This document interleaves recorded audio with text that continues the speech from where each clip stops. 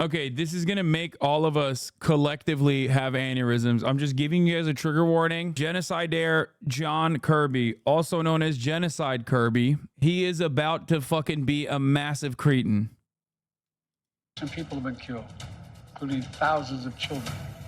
Far too many have been badly wounded.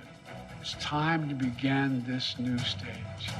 For the hostages to come home, for Israel to be secure, for the suffering to stop.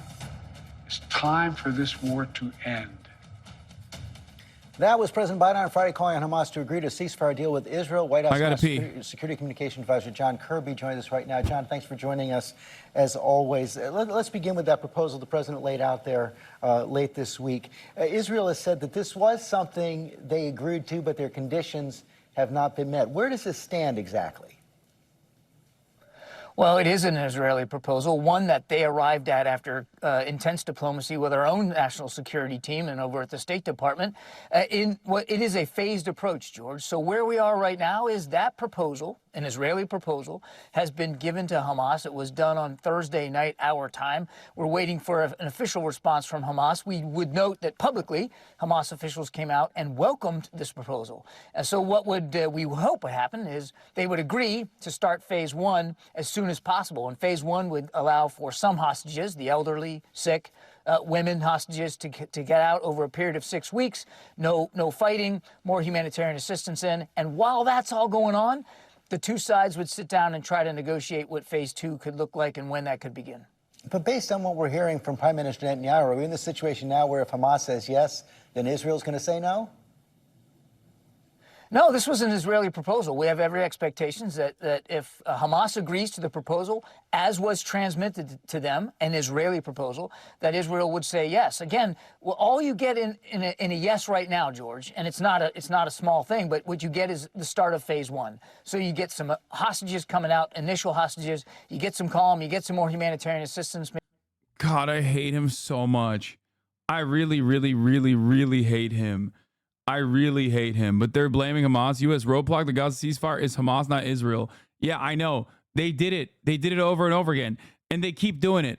But it doesn't matter because everyone can see it. Everyone can see that they're fucking lying. At this point, you have to be literally the dumbest motherfucker on the planet to go, yeah, no, I think it's Hamas that's an obstacle to the fucking ceasefire process. Like, yeah, you can try to fucking keep reaffirming this false narrative over and over again.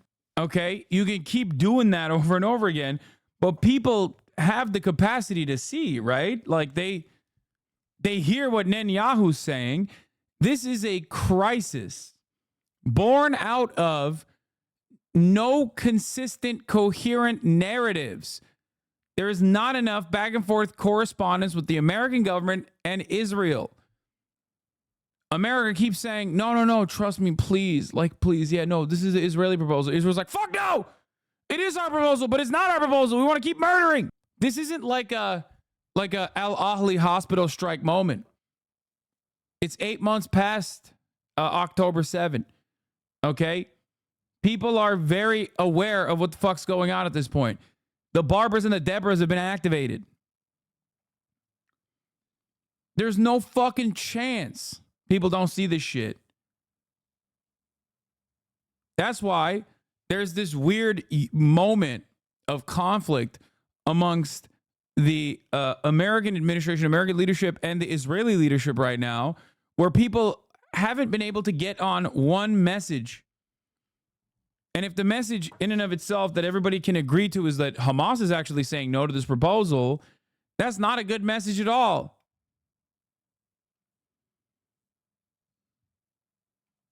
Maybe up to 600 trucks, and then the two sides can start talking about phase two.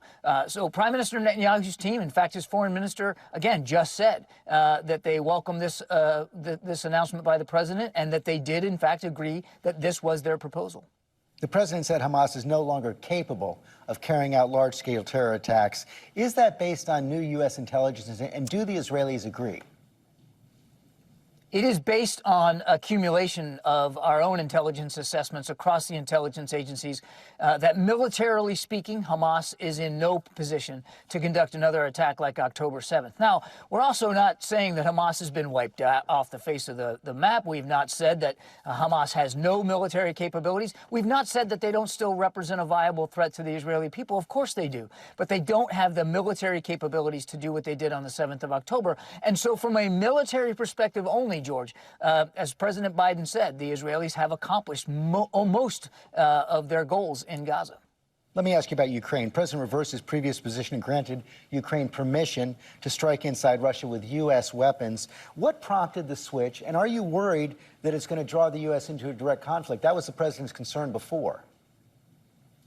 We've been concerned about escalation since the very beginning of this war, and those concerns remain valid. The president has said he does not want to be responsible for starting World War III. We're not looking for a conflict with Russia, another nuclear armed power. That said, around the middle of May, the Ukrainians, faced with an incredible amount of pressure on Kharkiv, that town in the north of Ukraine, not far from the Russian border, they asked for some limited permission to use U.S.-supplied weapons against imminent threats just across the border. So we're talking about military emplacements, gun positions, that kind of thing, logistics, staging bases that the Russians were. No, they want to bomb the airports, by the way. That's it. They want to bomb the airports inside of Russia with American weapons that have the capacity of targeting airports inside of Russia because Russian drones are flying out of Russian airports across the border, which is true. And they did. They got, it seems like, in a desperate last-ditch attempt, even though I don't think that this will greatly fucking change the prospects of Ukraine winning the war, they're just saying, like, sure, go ahead. The only reason why they're doing that is not because they think this will help move the needle. They just want to do one last huzzah before the inevitable. It'll reduce civilian casualties dramatically. I doubt it, but it doesn't matter. It will reduce civilian casualties? Not really. It will, however, increase civilian casualties on the other side. But, of course, ultimately, will it win? Will it actually allow Ukraine to defend its territory? Will it actually allow Ukraine to push back against Russian forces? No, I don't think so. I don't. Meanwhile, you got on the one hand Vladimir Putin being like, we're going to do nuclear testing, or not testing, but like we're doing nuclear brinksmanship. I think it's a way to try and punish Russia in the same way that Russia has destroyed Ukraine. Please react about Corporal Hasan. What? Corporal Hasan using to create some sort of buffer zone so that they could continue to pound Kharkiv. The president looked at that, talked to the interagency team, made sure he understood all the ramifications of the request, and then approved it. It is limited to the Kharkiv region, and it is limited with respect to the kinds of targets they can hit and how far back they can go. It was part of a pattern of the president refusing at first to provide Ukraine with certain munitions and permissions and then going along with it. Have those delays prolonged the war and put Ukraine in a tougher position? President Zelensky seems to suggest that.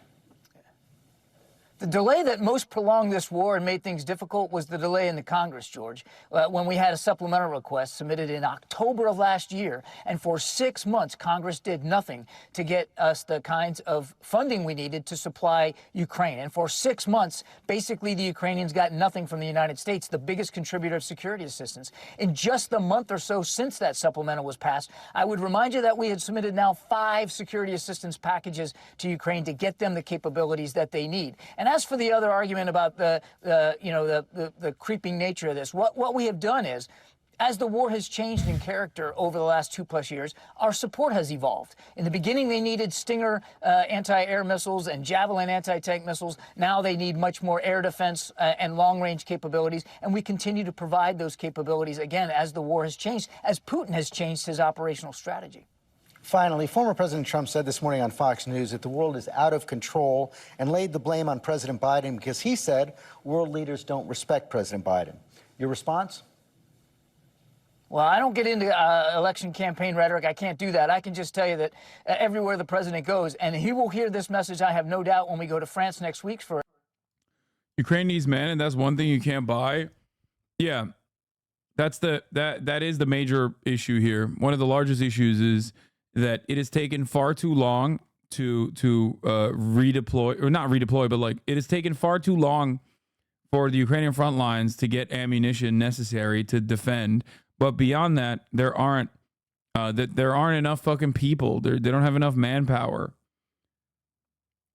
Unless you start arresting people in Western Ukraine and force them into the fucking front lines, or engage in like forced deportations of Ukrainian men that are in the Western world as refugees, just like revoke their refugee status and like ship their asses back to Ukraine to forcibly get them to fight.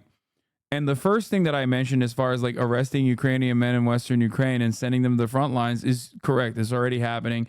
It is going to create a much larger political penalty for Zelensky. But he's stuck between a rock and a hard place, because if he were to ultimately say, you know what, this is over, this has been over for months, I want to delay I am no longer delaying the inevitable, we need to do a ceasefire. We need to do a ceasefire immediately before more Ukrainians are mercilessly and senselessly killed by the Russian invading forces, and just like really reconsider our priorities here. Yeah, there's also this other aspect as well. You're right, Central Committee. It's not just manpower. The entire Western world no longer has the productive ability to make weapons as simple as artillery and the levels necessary for grinding this attritional war. Neoliberal deindustrialization can't even do war correctly, Lamau. It's not necessarily that. It's just that they don't think it was necessary to have this level of artillery. But if you're like 18 to 35-year-old male still in Ukraine and you're not picking up arms for helping in some capacity, what the fuck are you doing? Bro, that's crazy. That's actually a crazy thing to put on the Ukrainian population.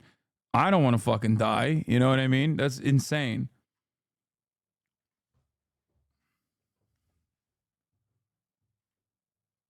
Like,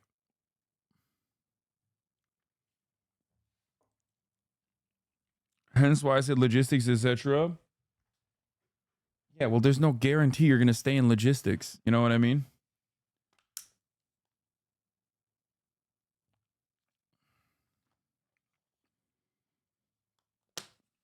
Yeah. I mean, you can go and join the foreign forces, by the way. Like, and there was a incredibly favorable position, a 15-point plan, a 15-point negotiation plan between Ukraine and Russia. That was fairly early on when Ukraine had significant more leverage. Okay? And at the time, once again, I was right, but too early. I said, this is a good fucking deal. No, I'm not even talking about Minsk. I'm not talking about Minsk 1 or Minsk 2. I'm talking about the Antalya proposal. I think it was in Antalya. It was in Turkey. I feel like some chatters bringing up Ukraine are trying to get a gotcha on your Ukraine takes, which is no war, lol. Yes. Forced mobilization in Dnipro in native region of Zelensky in Ukraine. Daily number of such videos of forced mobilization in different regions of Ukraine increased significantly after this no mobilization law came into effect 2 weeks ago. Those who want to fight to the last Ukrainian do not volunteer to fight themselves. The problem here is like this shit is going to it's going to incur severe political penalties for Zelensky. Like if this exact same thing was like happening in Israel, for example, which is the offending party in this circumstance. I'm not comparing Israel to Ukraine. Okay, I'm not one of those like weird fucking pro pro-Ukraine, pro-Israel Andes, okay? This is exactly what I would point to and say, like, this is how Israel loses. Because this means that it is no longer as favorable by the majority population to continue the war. Even if it's a defensive one, and even if it's one that, like, actually unironically is perfectly emancipatory and valid. What do you think how mobilization looks in Russia? No, mobilization in Russia looks like this from the jump. You try to apply pressure or help your allies in any way you can. We have no power over Russia.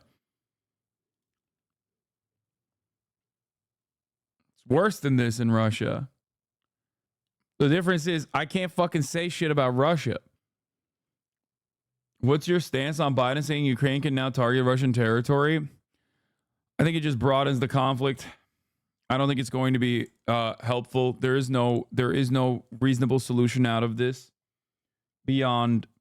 There is no reasonable solution to the end of this to the end of this unjustifiable invasion without some kind of ceasefire. It's so weird how with Ukraine and Russia, it's Ukrainian civilians are being mercilessly killed, stop the war, and with Israel, Palestine, it's poor Israel hasn't killed Hamas yet, keep the war going. Yeah, I'm in favor of no war. It is entirely, of course, in the hands of Russia to end it. I hope that everybody understands that. I'm not saying that it's not.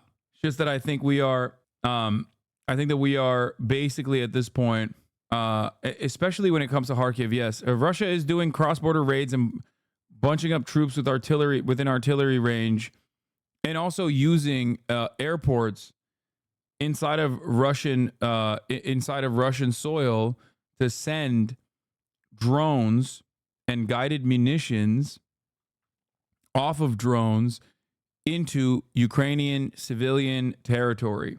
America, for understandable reasons, up until this moment, has always told Ukraine that they are not allowed to use American weapons and American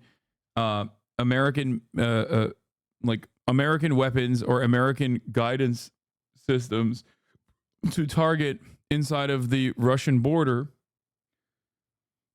because Vladimir Putin has claimed that he would see that as an act of war, an act of aggression against in between Russia and the United States of America. If America was in a weird way pro-Russia and funding and facilitating the Russian invasion, it's over. I would be saying the exact same things that I'm saying about Israel. How does the tide change if Ukraine acquires nukes? Okay. The conscription thing does have an analogy here with the conscription of Haredis. Lol. There was a huge Supreme Court hearing on it yesterday, and things could potentially blow up in the next 2 to 3 weeks with the two Haredi parties. The Haredis are furious, blocking roads and shit. One dude came in the courtroom and said, "We'd rather die than conscript." It was crazy. Do you think China could pressure Russia into ending the war? Yes. But as it stands, it's not in their interest for fucking Russia to end its war. China gets to enjoy not participating in any of this shit.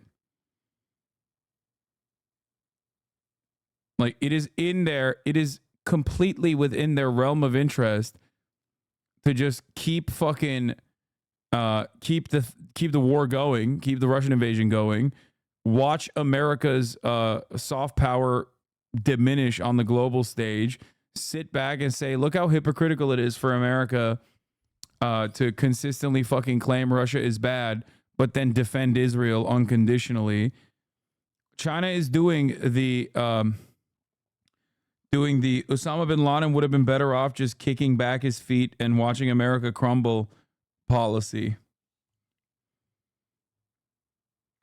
They also get cheaper oil, and the US, NATO are distracted from the China pivot where they isolate and try to choke China's economy. Yeah. But at this point, as Russia has lost so many people and resources, is it realistic that they will just go, okay, let's just go home. It was fun while it lasted? No, they won't. And I think, what was it, like a couple weeks ago where Vladimir Putin, I mean, you don't have to trust him, by the way. What did Putin say a couple weeks ago about a ceasefire? He said that it would be on the boundaries of the current annexed territory if there was one, which is, again, ridiculous. Reuters Europe exclusive from May 24th.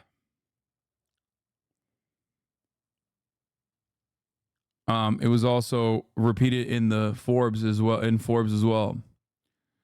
Russian sources indicate Putin is ready to halt conflict at front. Putin to take more land to pressure Kyiv to talk. Does not want another national mobilization. Putin has no designs on NATO security. Russia concerned about nuclear escalation.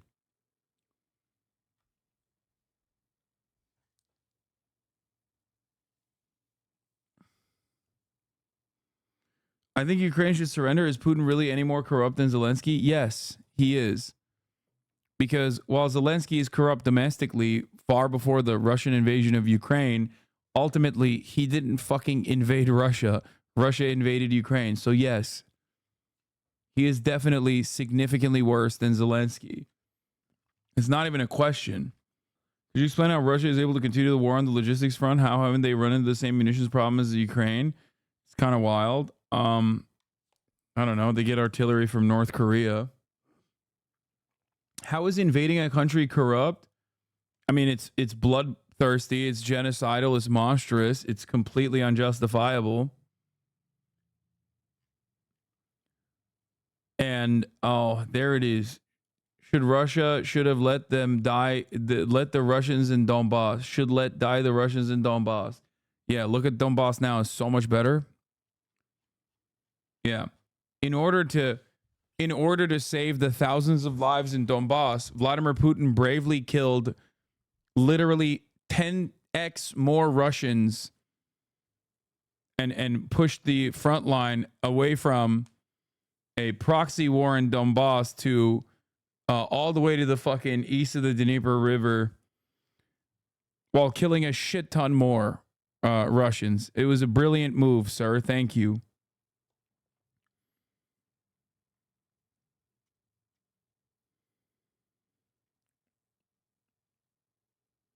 Everyone doing question marks is senile. Law. The question was initially about corruption of Zelensky versus corruption of Putin, to which you claim Putin is worse because he invaded Ukraine. Is significantly worse. Not even in the same fucking wheelhouse.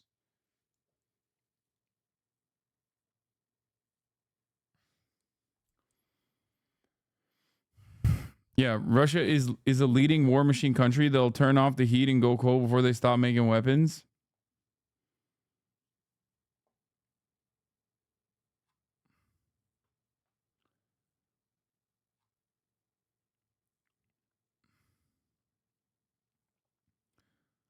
Anyway.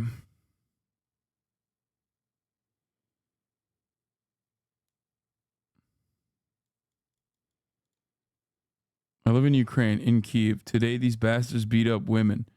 Women tried to save a man who was grabbed on the street by military commissars. I don't know. This seems a little bit like... One woman was hit in the face by a military commissar, and one old disabled woman had her crutches taken away. People are being brutally abused. No one wants to fight, but they're forced to. Sounds a little weird.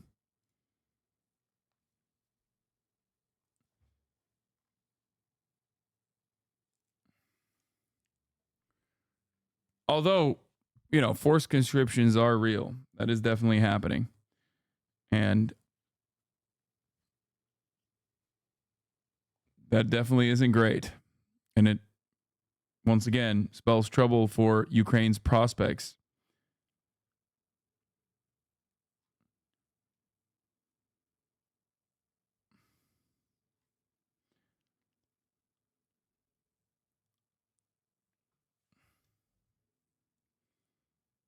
I don't understand how you can criticize the United States for not pushing an end to the war in Ukraine, but have none of the same smoke for China.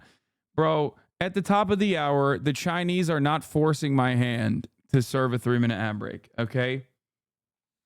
It's just like, I get it. You hid your subscription, you changed your username to a gray one, but it's not going to work.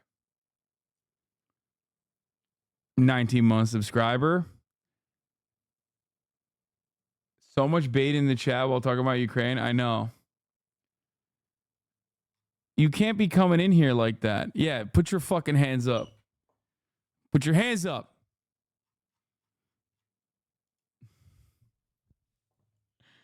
You tried. You fucking tried. Chatters are doing gray face in the chat.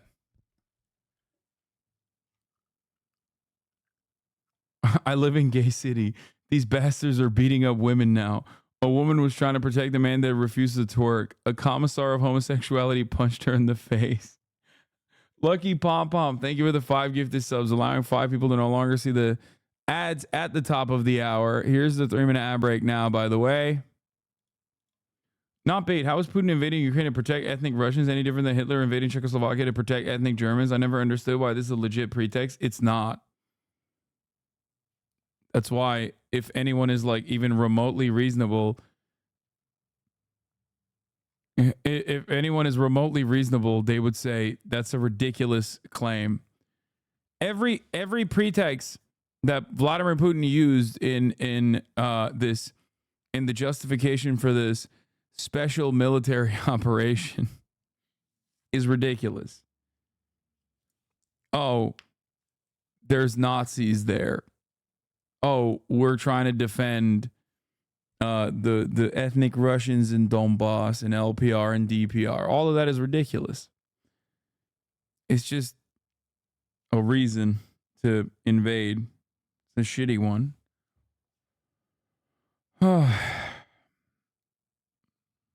Anyway, Putin can fight for as long as it takes, but Putin is also ready for a ceasefire to freeze the war, said another of the 4 senior Russian sources who's worked with Putin and his knowledge of top-level conversations in the Kremlin.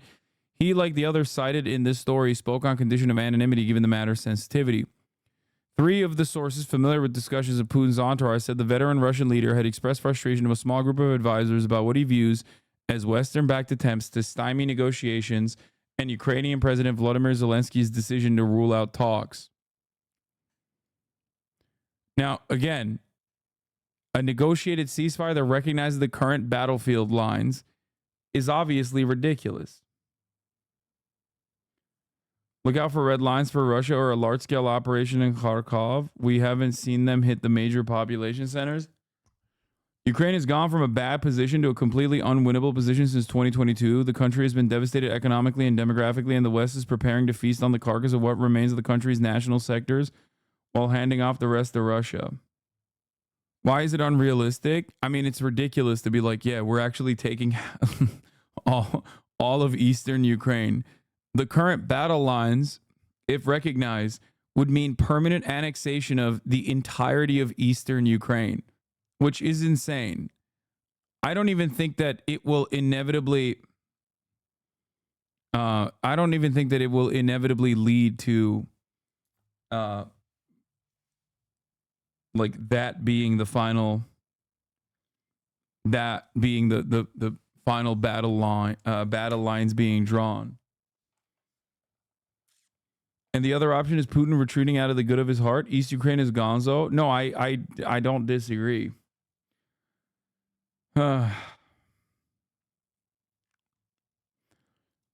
He, like the other side in the story, spoke on the condition of anonymity. For this account, Reuters spoke to a total of 5 people. Let them resume, he said, adding that negotiations should be based on the realities on the ground and on a plan agreed during a previous attempt to reach a deal in the first weeks of the war, not on the basis of what one side wants, he said. Dmytro Kuleba said on X that the Russian leader was trying to derail a Ukrainian-initiated peace summit in Switzerland next month by using his entourage to send out phony signals about his alleged readiness to halt the war. Putin currently has no desire to end his aggression against Ukraine. Only the principled and united voice of the global majority can force him to choose peace over war. Yeah, totally. That's why we just haven't been united as hard so far. Like, how much more unity do you need? Every day that passes by, the irony, of course, is that every day that passes by, like, that unity is falling apart. Not eternal war. The appointment last week, economist Andrei Belousov as Russia's defense minister was seen by some of the Western military and political analysts as placing the Russian economy on a permanent war footing in order to win a protracted conflict. Putin's spokesman, Dmitry Peskov, in a response to a request for comment, said the country did not want eternal war. Based on our knowledge of conversations in the upper ranks of Kremlin, 2 of the sources said Putin was of the view that gains in the war so far were enough to sell a victory to the Russian people. Europe's biggest ground conflict since World War II has cost tens of thousands of lives on both sides and led to sweeping Western sanctions on Russia's economy. The national call-up spooked part of the Russian population, triggering hundreds of thousands of draft-age men to leave the country. Peskov said Russia had no need for mobilization and was instead recruiting volunteer contractors to the armed forces. The prospect of a ceasefire or even peace talks currently seems remote. Zelensky has repeatedly said peace on Putin's terms is a non-starter. He's vowed to retake the lost territory, including Crimea, which Russia annexed in 2014. He signed a decree in 2022 that formally declared any talks with Putin impossible. One of the sources predicted no agreement could happen while Zelensky was in power unless Russia bypassed them and struck a deal with Washington. However, U.S. Secretary of State Anthony Blinken, speaking in Kyiv last week, told reporters he did not believe Putin was interested in serious negotiations. Do you personally think Zelensky should bite the bullet? The irony is if Zelensky bites the bullet on this, he will literally bite a bullet, as in they will kill him. He's a dead man. So there's that other reality as well. Some nationalist Ukrainian will 100,000% execute him.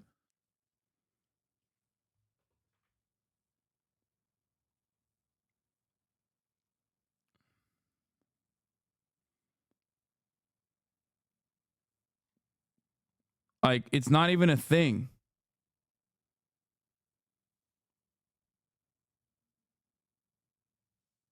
Derek Davison said the same thing on Chapo, and I don't understand. How are you so certain? Are you kidding me? What do you mean, how am I so certain? What did I tell you guys in the eve of the Russian invasion of Ukraine? I told you that when a foreign nation invades another, the most nationalistic elements are galvanized and seen as emancipatory forces. It's over. Once Putin fucking invaded Ukraine, it was over. It started a sequence of events that will inevitably make Ukraine a significantly more right-wing country.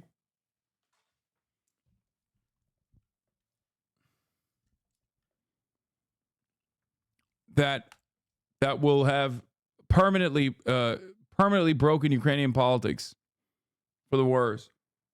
And it was already pretty bad to begin with.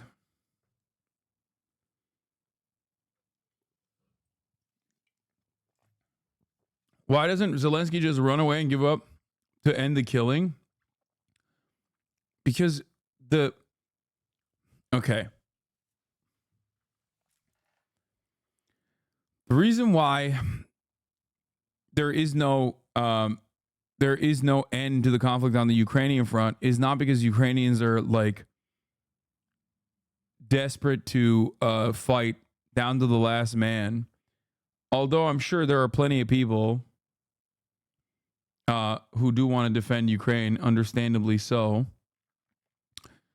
But the major reason is because America wants them to keep fighting as well. Like, it's not our interests in Ukraine were never emancipatory in nature. They were never about like trying to put an end to the conflict. And we have been very open about that as well. It's not like we're hiding it. Maybe in the earlier stages of Russia's unjustifiable invasion of Ukraine, we would be like, no, this is, Slava Ukraini, like, you're fucking wrong. We're doing this because we love Ukraine, flying the Ukrainian flags. But a year into it already, you had the likes of Lindsey Graham, Elizabeth Warren, Chris Murphy, Democrats, Marco Rubio, Democrats, Republicans alike, joining hands to be like, listen, dude, this is fucking sick. We're reappropriating our Afghanistan budget to Ukraine. Okay. We're literally offloading our fucking old ass equipment that we weren't going to use anyway. And with a minor percentage of our military budget, we are able to kill Russian soldiers and basically reduce the Russian military's power without a single active duty service member dying in the process. That's like a massive win. It's not the people that are losing are obviously Ukrainians. The people that are losing are Russians too. Not that I don't think a lot of people care about their well-being, but ultimately it's fucking awesome for American military contracts. Let's hear something from CNN. The Israeli prime minister has spent the last couple of days really walking away from some of the key parts of this deal, indicating that this will not lead to an end of the war, which was very much the way that President Biden tried to frame the deal on Friday. And the Israeli prime minister is doing that for one key reason, and that's because two far-right members of his governing coalition have threatened to topple the government altogether if the Israeli prime minister moves forward with this deal. But at the same time, there are now new concerns, Wolf, inside the Israeli government, according to two sources who I spoke with, concerns that the Israeli prime minister is in fact undermining the very fabric of this deal and the way in which it's being sold to Hamas by the mediators, by focusing so much on the fact that he will not allow this to lead to an end of the war until all the conditions of this war are met, meaning the destruction of Hamas. There is a key part of this deal that is very much intended to be ambiguous about how exactly you go from a 6-week ceasefire, one that can be extended for weeks or months even, and ultimately leading to a longer term, perhaps even a permanent ceasefire between Israel and Hamas. There is no win for Ukraine here. Ukraine already had a defense agreement with Russia and the U.S. in 1991. If Ukraine cedes territory, they lose 20% of their territory, and they still need to find security guarantors. On top of that, Russia can restart the war after rebuilding equipment losses and test if their security guarantor will actually step in this time. Yeah, ultimately, even if there was a ceasefire for a brief moment and then Russia fucking re-upped and re-attacked, then you're back to square one. So I don't personally think that there's any harm in trying. And I've said that from the jump.